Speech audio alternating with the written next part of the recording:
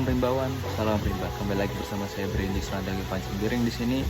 Saya dengan NIM 233511049 dari Fakultas Kehutanan Institut Stiper Pertanian Yogyakarta.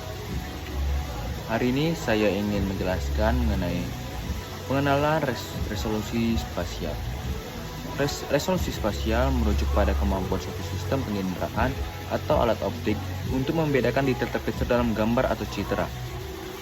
Hal ini merupakan ukuran seberapa jelas dan rinci suatu gambar dapat ditampilkan atau direkam. Dalam konteks digital, resolusi spasial sering diukur dalam jumlah piksel per unit panjang, seperti piksel per inci atau kita sebut PPI, atau piksel per milimeter atau ppm.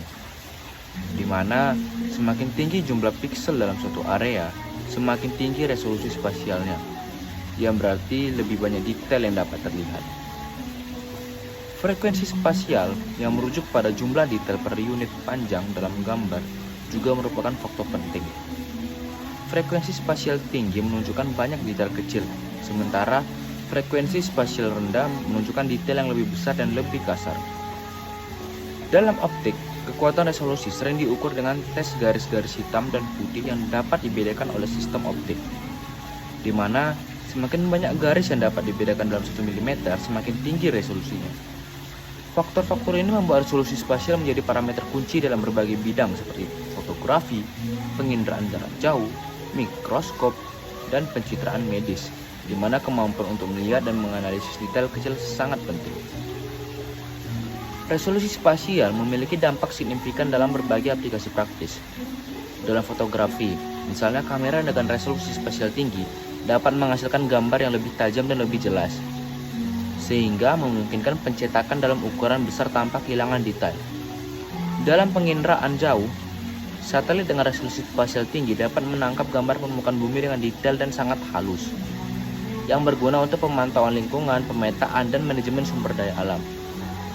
Dalam bidang medis, resolusi spasial yang tinggi sangat penting dalam teknik pencitraan seperti MRI, CT scan, dan ultrasonografi, di mana kemampuan untuk melihat detail kecil dalam tubuh manusia dapat membantu dalam diagnosis yang akurat untuk pengobatan yang tepat. Di laboratorium, mikroskop dengan resolusi spasial tinggi memungkinkan para ilmuwan untuk melihat struktur mikroskopis dalam sel dan jaringan, yang esensial untuk penelitian biologi dan pengembangan obat.